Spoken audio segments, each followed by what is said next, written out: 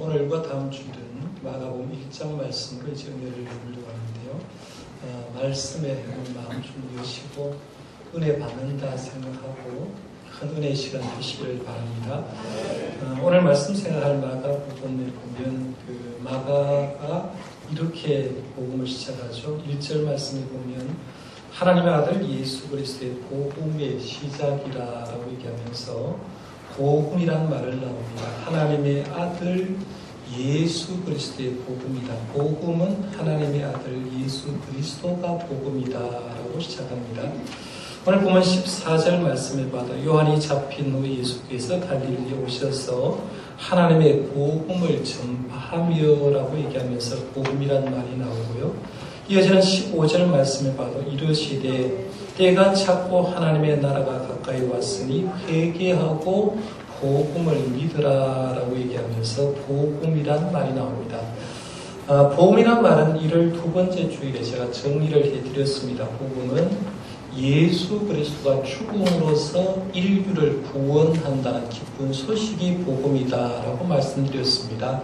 그래서 그때 제가 말씀드린 게 복음의 말을 좀 이해하기 위해서는 역사적인 사건 하나를 좀 기억해야 되는데 주전 490년에 마라톤 평원에서 일어났던 전쟁이가 좀 생각나야 된다라고 말씀드렸습니다. 주전 490년 마라톤 평원에서는 페르시아 군대 10만 명과 아테네 군사 1만 명과의 전쟁이 일어났습니다. 10만 명 대 1만 명의 전쟁은 누가 보더라도 페르시아 군대 10만 명이 충분히 이길 거라고 생각했고 아테네 군사 1만 명은 패배할 거라고 생각했습니다. 아테네 사람들도 1만 명의 사람들이 전쟁에 나가지만 그들이 죽을 거라고 생각하고 질 거라고 생각하고 이 전쟁에서 패하면 우리는 노예가 되든지 모든 사람들이 죽는다라고 생각하고 있었습니다. 그런데 1만 명을 인도했던 그 장군이 용기를 내고 그리고 1만 명의 사람들이 최선을 다해서 싸워서 결국에는 페르시아 군대 10만 명을 이기게 됩니다. 그 승전보를 당시 올림픽 달리기 선수였던 필리피데스가 그 소식을 마라톤 평원에서부터 40km 떨어진 아테나 시내까지 쉬지 않고 달려옵니다. 그리고 절망 가운데 있는 그들에게 죽음을 임박했다고 생각하고 있는 이 아테네 시민들에게 이렇게 외치죠. 우리 아테네 군사가 이겼다라고 얘기를 합니다. 그렇게 전하고는 그만 탈진한 나머지 그 자리에서 숨을 거둬버립니다. 이 승리를 전한 병사를 일컬어서 유앙겔리 제스타이라고 한다라고 제가 말씀드렸습니다. 유앙겔리 제스타이란 말은 승리의 소식을 전한 병사를 얘기하는 거고요. 그 병사의 말을 빼고 승리한 소식을 얘기할 때 유앙겔리온 복음이라고 얘기한다고 했습니다. 그러니까 복음은 승리의 기쁜 소식이다. 승리의 복된 소식이다라고 얘기할 수가 있습니다. 그런데 이렇게 해서 이제 주전 490년 시작된 유앙겔리온 복음이란 말이 나중에 로마가 통치할 때가 되면 로마 황제를 일컬어서 복음이라는 말을 사용합니다. 우리는 그냥 복음에 사복음서의 말씀에 마태복음, 마가복음, 누가복음, 요한복음이 있고요. 로마서를 읽어봐도 사도 바울이 복음이 굉장히 귀하다고 얘기하기 때문에 우리는 기독교에서 그냥 복음을 가져왔냐라고 생각하는데 그렇게 아니라 역사적으로 보면 주전 490년에 벌써 복음이라는 말이 있었고 로마 시대를 들어가 보니까 로마 황제가 자기를 가리켜서 복음이다라고 했던 것을 보게 됩니다. 로마의 첫 번째 황제인 아우구스투스라는 사람 아마 들어보셨을 건데요. 이 아우구스투스가 모든 반란을 평정을 시킵니다. 주변 국가가 반란이 일어나는데 로마가 평정을 다 시키는데요. 이제 더 이상 크고 작은 소요가 일어나지 않았습니다. 그러자 이 로마 황제였던 아우구스투스는 당시 로마에 많은 신이 있잖아요. 그래서 신 이름 가운데 야누스 신이라는 게 있는데 이 야누스는 전쟁의 신입니다. 이 전쟁의 신 야누스의 신전을 폐쇄시킨 다음에 선언을 하기를 뭐라 그러냐면 로마가 평화한다. 로마의 평화, 팍스 로마나를 선포하죠. 그래서 로마치에는 어떤 어려움도 없고 이제 로마가 평화가 스럽다라고 얘기를 하고 선포를 하는데요. 그 다음에 이제 로마의 전복 도시들과 도로를 건설하게 됩니다. 그리고 주변에 있는 작고 큰 강도를 다 없애버립니다. 그러니까 로마처에 사는 사람들은 여행을 해도 걱정이 없어요. 강도 만날 걱정도 없고 어디에 가서 침공할 걱정도 없습니다. 장사하는 사람들 얼마나 좋아요. 어디서나 장사를 해도 강도를 만날 위험이 없으니까요. 안전한 나라가 됩니다. 로마 황제 아우구스투스가 황제가 되고 힘에 의해서 약자를 짓눌러서 평화가 찾아오게 된 겁니다. 그런데 사실은 이 힘에 의한 평화는 위장된 평화죠. 진정한 평화가 아닙니다. 그러나 로마의 백성들 편에 보면요, 이 황제가 등극함으로 통해서 로마가 평화가 찾아왔다고 생각하고 황제를 입혀서 유앙겔리온, 복음이다라고 얘기하는 거예요. 이는 20세기 초기에 지금 터키 지방인 프리에네라는 지방에서 주전 9세기에 새겨진 비문을 읽어보면 그것을 정확하게 알 수 있습니다. 헬라어로 쓰여진 이 비문에는 그 당시 아우구스투스 황제를 복음이라고 얘기했던 구절이 분명하게 나오고 있습니다. 제가 한번 그대로 읽어드릴 테니까 한번 들어보시길 바랍니다. 우리 삶의 전부를 주장하며 우리의 열정과 관심을 보이는 신의 섭리는 가장 완벽한 인간 삶의 완성을 아우구스투스를 통해 주었다. 그에게 신은 인간들에게 유익을 주는 덕을 가득 채웠으며 그는 우리와 우리 자손들을 위한 구원자로 보내심을 받은 사람이다. 어디 많이 들어본 적 없어요? 들어본 것 같잖아요. 그는 우리와 우리의 자손들을 위한 구원자로 보내심을 받은 사람이다. 마치 예수님처럼 얘기하는 거예요. 그를 통해서 전쟁이 그쳤으며 온 세상의 질서가 생겨나게 되었다라고 얘기합니다. 그러면서 중간에 조금 중요하고요. 마지막 부분에 이렇게 얘기합니다. 그 신 아우구스투스의 탄생일은 그로 통해 모든 사람에게 온 세상을 위한 복음, 바로 유앙겔리온이죠. 복음의 시작이었다. 이렇게 얘기를 해요. 로마 황제가 된 아우구스투스가 자기의 힘과 파워와 권력을 위해서 로마에 위장된 평화를 주면서 내가 복음이다라고 얘기하는 거예요. 그 복음을 국민들은 황제가 등극하고 평화가 오니까 로마 황제가 복음인 줄 알고 받아들입니다. 문제는 황제가 복음이라는 생각은 그 이후에도 여전히 남아있게 됩니다. 황제가 대를 물러가서 황제가 쭉 이어지는데요. 우리가 성경에 기록될 주후 60년 어간만 해도 당시 로마 황제들이 쭉 네로 황제도 언급했는데 그때 예수 믿는 사람이 제일 힘들어했던 것이 뭡니까? 황제 숭배 사상입니다. 황제가 신이라는 거예요. 황제를 믿어야 되고 황제에게 절을 해야 되고 황제 숭배를 해야 먹고 사는 게 편안해졌는데요. 그때 우리가 알듯이 로마에 묻은 사람은 황제를 신으로 받들고 황제 숭배 사상이 하늘을 찔렀습니다. 백성들은 황제를 보고 뭐라 하느냐면 주님이라고 불렀다는 거죠. 지금 우리가 살고 있는 시대, 지금 시대는 황제가 누구라고 생각합니까? 대통령일까요? 아니에요. 그렇죠. 대통령은 당선돼도 별 힘이 없어요. 5년 지나가면 또 대통령 바뀌고 인기도가 지금 30%다 떨어지면서 대통령 인기가 별로 없어지는 걸 보는데 지금 우리가 살고 있는 시대의 황제는 만몬이라고 얘기할 수 있어요. 성경의 신약성에 보면 물질적인 부여와 탐욕을 한마디로 말해서 만몬이라고 얘기합니다. 이 만몬이란 말은 부와 재물과 소유를 얘기합니다.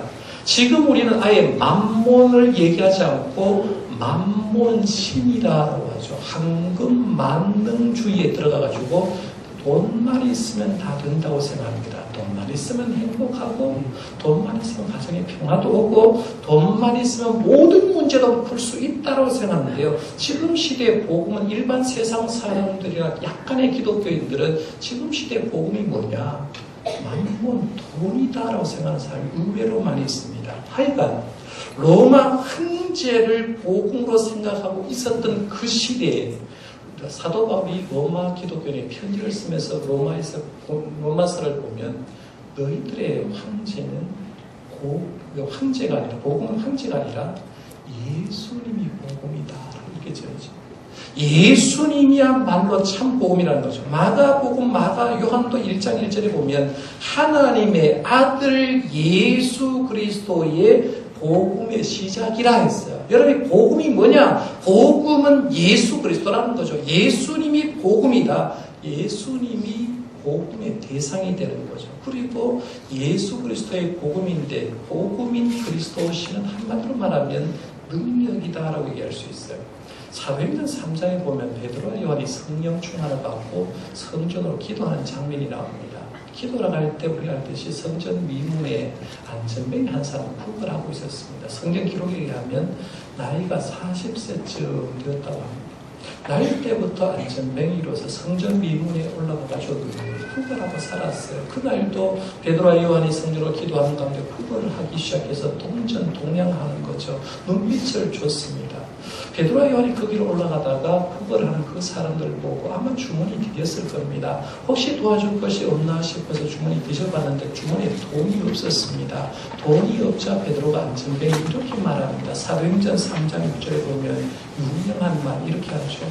은과 금은 내게 없거니와 내게 있는 이것을 너에게 주노니 나사렛 예수 그리스도 이름으로 일어나 걸어라 이렇게 명합니다. 좀 부연설만 이루어져요.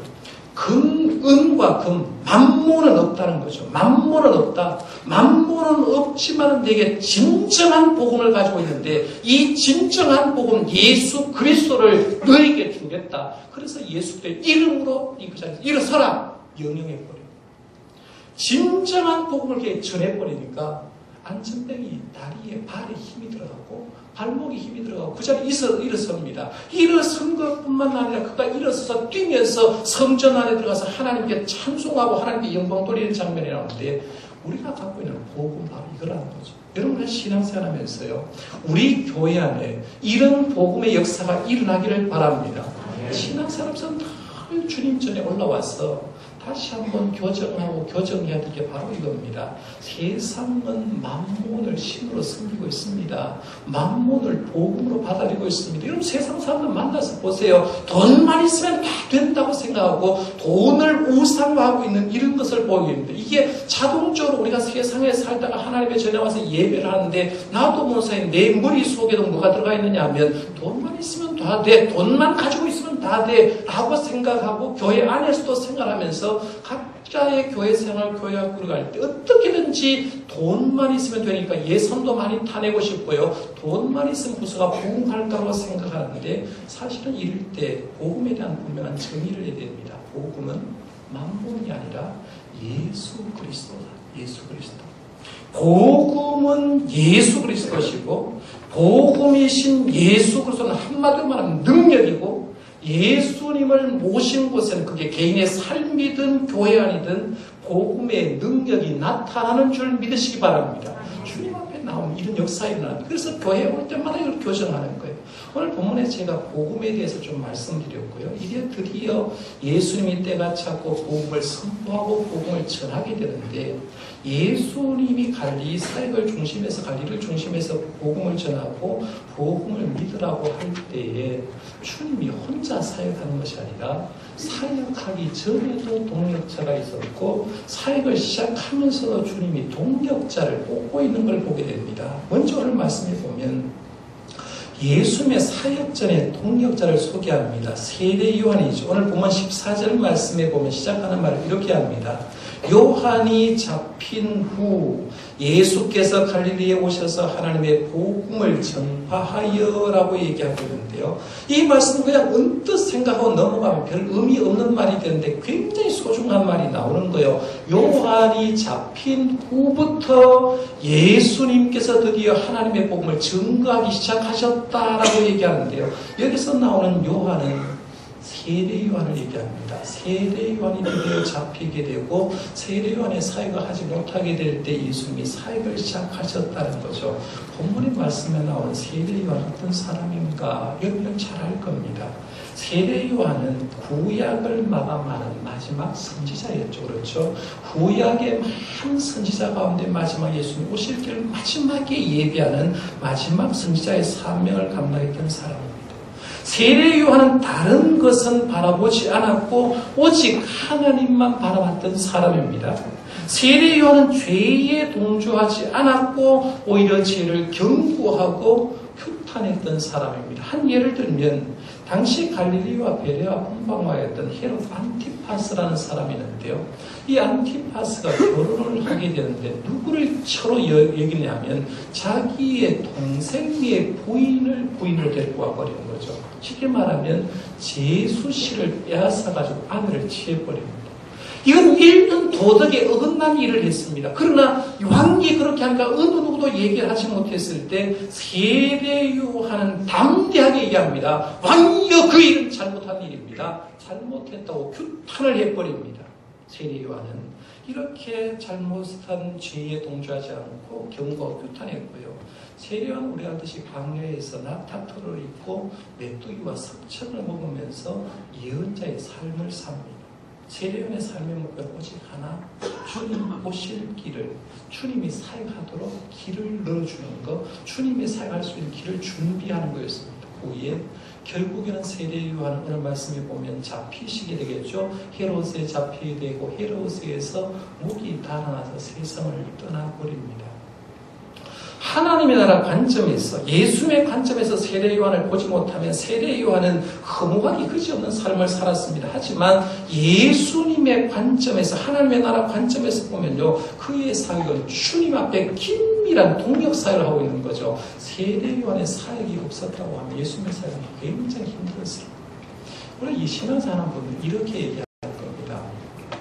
당대 믿는 사람하고 신앙에 몇 대 믿는 사람하고 누가 힘드냐 이렇게 물으면 당대 믿는 사람이 힘들다라는 얘기를 합니다. 왜냐하면 내가 처음 신앙에 처음 대가 오고 내 대에 믿으면요, 내가 다 해야 됩니다. 내가 걸음을 주고 내가 심어야 되고 하기 때문에 굉장히 어려운데, 신앙에 몇 대가 있는 사람, 벌써 부모님 때부터 자식을 위해서 기도하고 신앙이 기본이 되었기 때문에 신앙생활이 훨씬 더 편한 걸 보는데요. 우리 하나님이 일을 할 때도 마찬가지예요. 교회 일도 역시 마찬가지죠. 내가 혼자 하는 것 같지만 잘 보면 벌써 내 전에 누군가가 걸음을 뿌려놨다는 거죠. 누군가가 일했다는 거예요. 우리가 오늘 본 말씀에서 예수님이 드디어 갈릴리에서 사역을 하실 때 주님이 사역을 혼자 하는 것이 아니라 주님의 사역 전에 예수님을 동역한 사람이 있었는데 그분이 바로 세례요한이었다 하는 걸 볼 수 있어야 된다는 거예요. 그 다음에 오늘 말씀에 보면 주님이 이제 공생의 사역을 하면서 동역자를 선택하는 장면이 나오죠. 네 제자를 선택합니다. 예수님은 하나님의 일을 하면서 혼자 하지 않으시고 동역자를 찾기 시작합니다. 먼저 말씀해 보면 예수님이 갈릴리 바다에 그물을 던지고 있는 베드로와 안드레를 보고 17절에 이렇게 말합니다. 나를 따라오라. 내가 너희로 사람을 낚는 어부가 되게 하리라. 이렇게 말하면서 콜링하죠. 팔로미 날 따라와라 라고 얘기합니다. 그러자 18절에 제자들이 뭐라 합니까? 곧 그물을 버려두고 따르니라 라고 하면서 주님의 제자로서 순종하고 따르는 걸 보게 됩니다.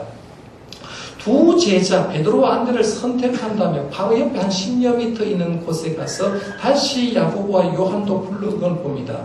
베드로와 안드레와 야고보, 요한의 약간 차이가 하나 나는데요. 차이는 이거예요.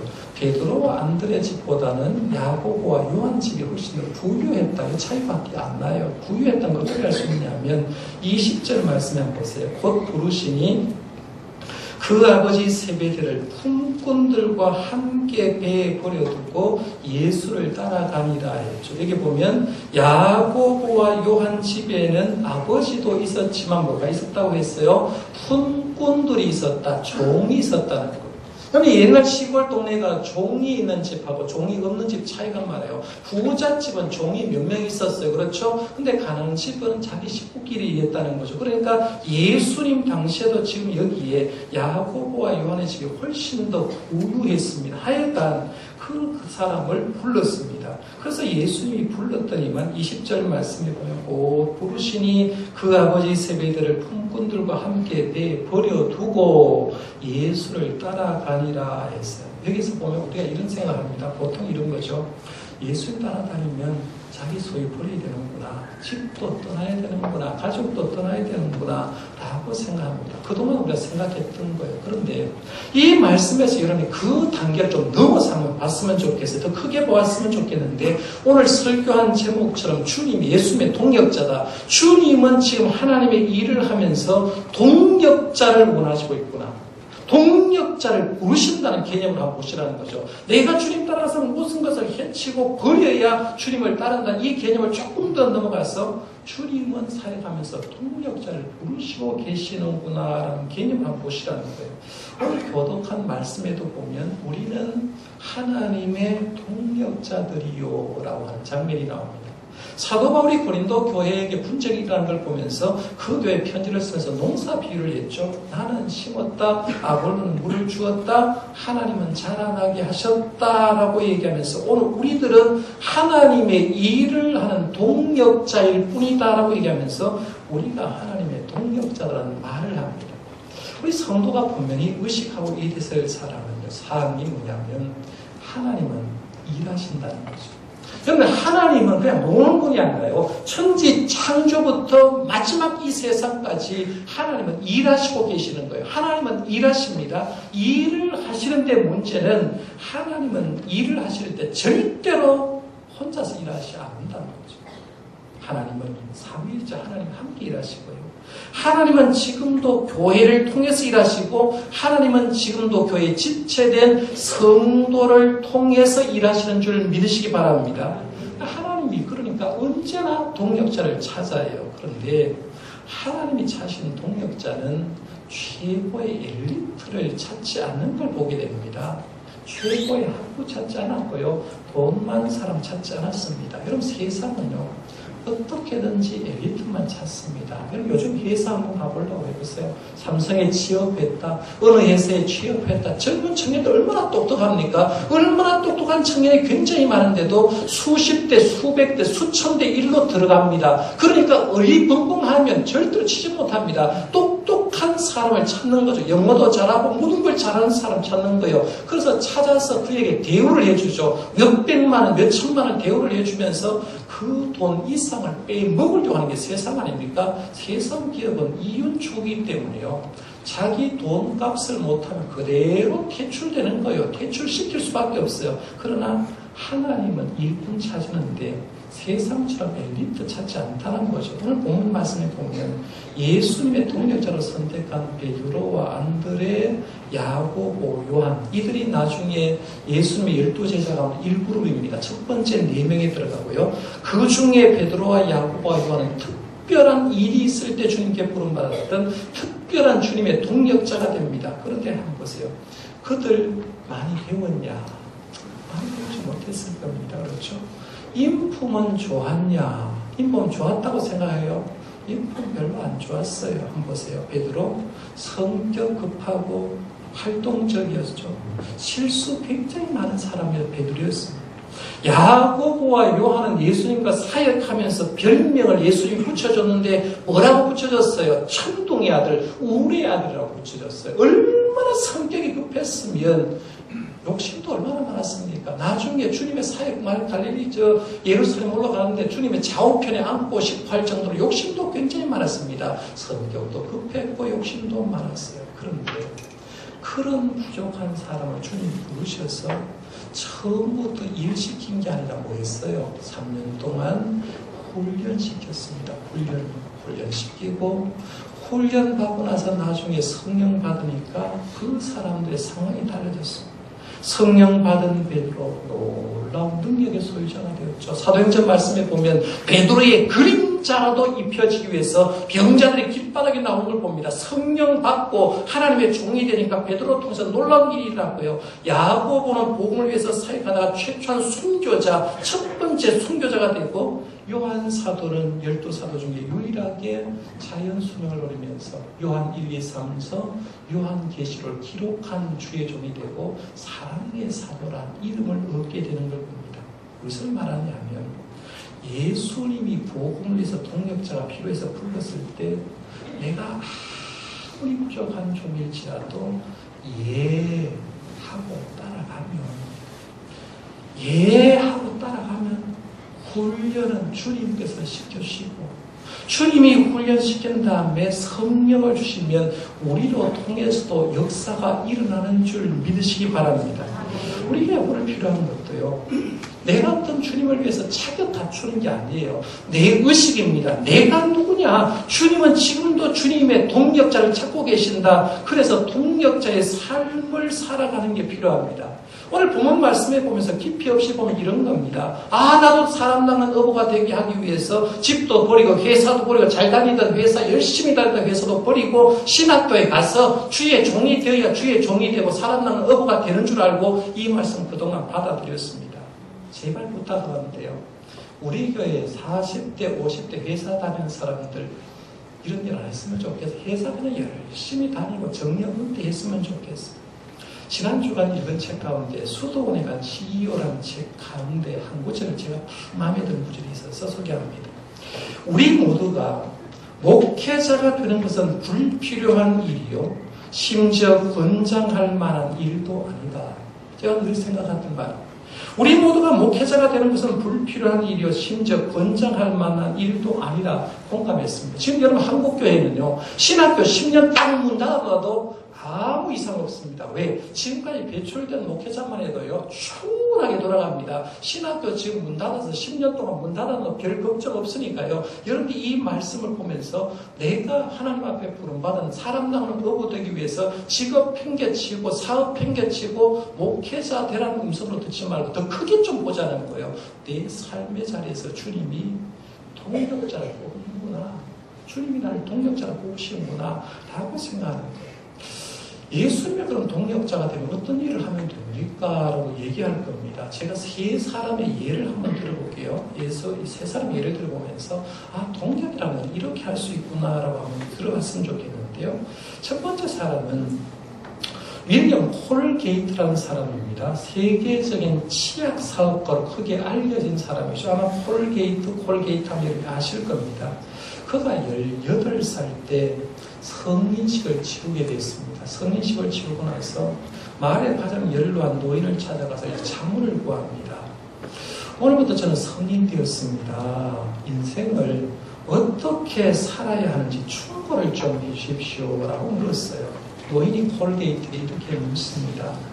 네가 가장 잘하는 게 뭐냐? 이렇게 얘기했어요. 그러니까 콜게이트가 대답합니다. 나는 비누와 양초 만드는 일은 자신있게 잘합니다 라고 얘기했습니다. 노인이 청년의 손을 잡고 말합니다. 네 좋아하는 일 해라. 양초 잘 만들고 비누 잘 만들면 그 일 해라 라고 얘기하면서 단 한 가지 조건이 있다. 예수 그리스도를 네 사업의 동력자로 삼아라. 예수 그리스도를 네 사업의 동력자로 모셔드리고 그리고 수입의 10분의 1은 반드시 동업자에게 드려라 라고 얘기했어요. 그가 도시로 가서 양초 공장에 취직을 했습니다. 직원으로 들어갔어요. 열심히 일을 했습니다. 자기 좋아하니까 열심히 일을 했어요. 열심히 일하니까 사장님의 눈에 들어온 거예요. 야, 굉장히 잘한다고 생각하고 사장님의 눈에 들어와서 사장님이 인정하고 일을 하기 시작하는데 어느 날 공장 주인이 몸이 아파서 세상을 떠나게 됐는데 그 공장을 누구한테 맡겼냐면 콜게이트에게 맡겼습니다. 네가 경영해봐라 라고 맡겼습니다. 자기가 이대한 직원에서 경영자가 된 콜게이트가 그 사업을 경영하면서요. 옛날 노인이 했던 그 말을 기억하는 겁니다. 예수 그리스도를 내 사업의 동력자로 모셔드리고 수입의 10분의 1은 반드시 동업자에게 드려라라는 말을 머리에 속에 드는 거죠. 그런 다음에 수입의 10분의 1 들어오면 오른쪽 주머니, 10분의 1은 왼쪽 주머니에 넣고 시작합니다. 사업이 너무 잘 됐습니다. 나중에 10분의 5를 오른쪽 주머니에 하나님께 드리려고 그리고 5를 왼쪽 주머니에 어떨 때는 수입의 10분의 전부를 하나님께 바치려고 그런 경우도 있었어요. 그래서 콜게이트사를 상징하는 말이 뭐냐면 오른쪽 주머니에는 11조를 왼쪽 주머니에는 이익금을 담는 회사다라는 말이 있을 정도로 주님의 동력자 의식을 갖고 살았다는 거죠. 예수님의 동력자 사업을 하는 사람은 이렇게 할 수 있다는 겁니다. 두 번째 사람 예를 한번 들어볼게요. 스펄전 목사님이 섬긴 교회의 연세 많은 할머니입니다. 이름을 정확하게 모르고 그냥 이름은 없는, 이름이 소개되지 않았다는 말은 그냥 무명의 할머니라는 얘기죠. 스펄전 목사님이 런던에 있던 메트로폴리탄 교회에서 이제 사역하실 때 얘기인데요. 이 스펄전 목사님이 이런 말듯이 굉장히 유명한 목사님이니까 매주마다 세가지고 30년 계속 들어오는 거예요. 근데 그 할머니 한 분이 교회에 오셨는데 교회에 나올 때마다 사무실에 들려서 뭘 가져가냐면 세가족 영구 20명을 가져가는 거죠. 오늘도 20명 이름을 가져가고 다음 주에도 20명 이름을 가져가는 거죠. 그 20명 나를 집으로 가져가서 기도를 하는 거죠. 하나님 앞에서 이름 하나하나 불러가면서 기도를 합니다. 이 사람 신앙생활로 잘 신앙생활 잘하도록, 이 사람이 신앙생활인데 시험 드는 일이 없도록, 시험 들지 않도록 주님 지켜달라고 끊임없이 기도했습니다. 그야말로 이름도 없이 빛도 없이 열심히 살겠습니다. 할머니가 세상을 떠났을 때 스펄전 목사님이 장례식장에서 설교를 하면서 이런 얘기 했습니다. 그는 나이에 가장 훌륭한 동력자였습니다. 목회자의 동력자란 말은 곧 예수님과 동력했다는 말이거든요. 하나님의 일을 위해서 열심히 매일 주마다 20명 명단을 가져가서 그 영혼을 놓고 시험 들지 않도록 기도했다는 거죠. 그러면서 이 사람은 나의 가장 훌륭한 나의 동력자였다. 예수님의 동력자로 살아온 거죠. 세 번째 사람은 여러분이 아시는 분 제가 소개해 볼게요. 우리가 성기다 몸이 아파서 마산에 가면 김진태 집사님, 김현수 집사님, 카카오톡을 가끔씩 합니다. 원래 1월 15일 날 저한테 이런 문자가 왔습니다. 그대로 읽어드릴게요. 병원 퇴원 후 하나님의 은혜로 지금까지 성경 통독을 마치고 성경 일독을 했다는 거죠. 오늘부터 성경 필사를 시작했습니다. 15일자예요. 원래 하나님께 전도를 100명 약속했고요. 3명은 전도했고 이제는 97명이 남았습니다. 열심히 기도해주세요. 김진태 집사들이 원래를 시작하면서 성경 필사를 계획하고 전도 100명을 계약했는데 3명은 이미 전도했다. 둘째 주까지 전도했다. 이제 97명이 남았습니다. 목사님 기도해달라고 했어요. 이거 주님 앞에 전도, 주님의 동력하는 거죠. 예수님의 동력자 찾는 길을 찾으면요, 수없이 많이 있을 겁니다. 중요한 건요, 방법 찾는 것도 중요하지만 성도들이 의식이야. 내가 누구냐? 내가 예수님의 동력자. 주님은 갈릴리 호수에 가서 베드로, 안드레, 야고보, 요한만 부른 게 아니라 벌써 이미를 불러내어서 우리를 통해서 하나님이 일하기를 원하잖아요. 동력하기를 원하는 거예요. 그런데 오늘 우리들은 왜 그 동력적 의식을 모른가? 제가 어떤 책을 금방 어제 저녁에 봤는데 이렇게 했어요. 왜 교회 부흥이 안 일어납니까? 하나님은 그런 교회에 부흥되는 걸 원치 않기 때문이다. 한국교회 왜 지금 부흥이 안 일어납니까? 이런 교회로 부흥되는 걸 하나님 원치 않기 때문에 한국교회는 부흥을 안 준다고 얘기를 했어요. 그러면서 하는 말이 교회 본질만 회복돼. 왜 교회 부흥이 안 돼? 하나님 쉽게 줄 거라고 글을 풀어나가는 걸 봤습니다. 한국교회가 부흥이 안 되는 이유는 그 저자는 그렇게 본 거죠. 지금 이 수준으로 부흥되는 걸 하나님 원치 않기 때문이다. 오늘 제가 두 가지를 말씀드렸어요. 하나는 복음이란 단어를 뜻했어요. 복음. 지금 예수님이 하나님의 아들 예수의 복음의 시작이라 마가복음에서 복음을 시작하면서 복음을 전파했던 그 복음의 뜻이 원래는 로마 황제를 얘기하는 그 말이 기독교로 들어와서 로마 황제가 복음이 아니라 예수님이 복음이고 예수 그리스도가 복음이고 예수 그리스도가 능력이다. 이게 바로 복음이다. 내가 가지고 있는 복음, 주님은 하고 있다. 이걸 첫 번째 말씀드려요. 두 번째는 예수님이 그 복음을 전하면서 혼자 한 게 아니라 갈릴리 바다에 고기 잡고 있는 베드로, 안드레, 야고보, 요한 부르셨다. 동력자로 삼습니다. 그럼 오늘 우리들도 주님이 날 불렀다고 하면 내 삶에서 내가 하나님 동력자구나. 나를 통해서 하나님 일하시구나. 이 생각을 하시고요. 주님의 통역자로서 살아가는 저와 여러분들 되시기를 바랍니다. 기도하겠습니다.